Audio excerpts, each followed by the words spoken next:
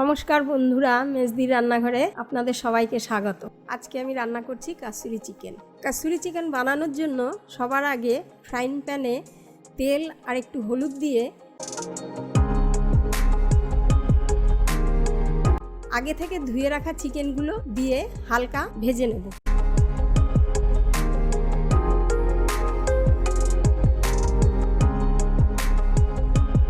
এবার চিকেনগুলোকে হালকা ভেজে তুলে রাখছি।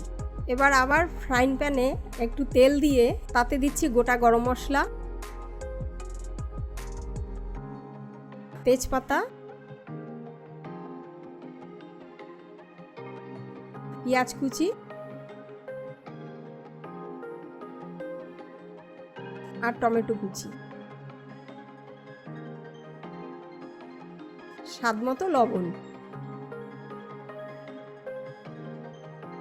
এবার একটু ভালো করে নাড়াচাড়া করে নিতে হবে। এবার এর মধ্যে দিচ্ছি আদা বাটা, রসুন বাটা, হলুদ গুঁড়ো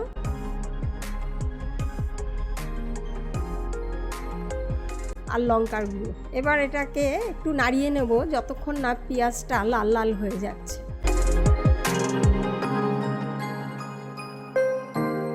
পেঁয়াজ ভালো করে ভাজা হয়ে গেলে এর মধ্যে দিয়ে দিচ্ছি আমরা চিকেনটা। এবার এটাকে ভালো করে মিশিয়ে নিতে হবে নাড়াচাড়া করে।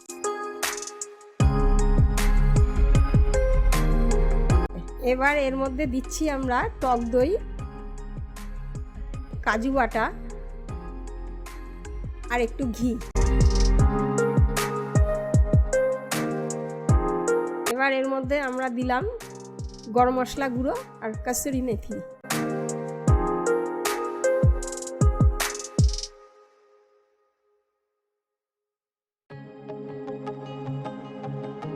দিয়ে এবার চিকেনটাকে ভালো করে কষিয়ে নেব।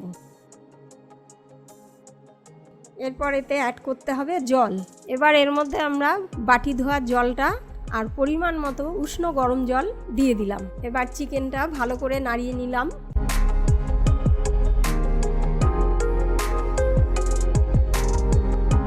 এবার চিকেনটা নাড়িয়ে নিয়ে ঢেকে দেব চিকেন সিদ্ধ হওয়া অবধি। চিকেনটা সিদ্ধ হয়ে গেলে এর ওপর থেকে আমরা কাসুরি মেথি ছড়িয়ে দিয়ে চিকেনটা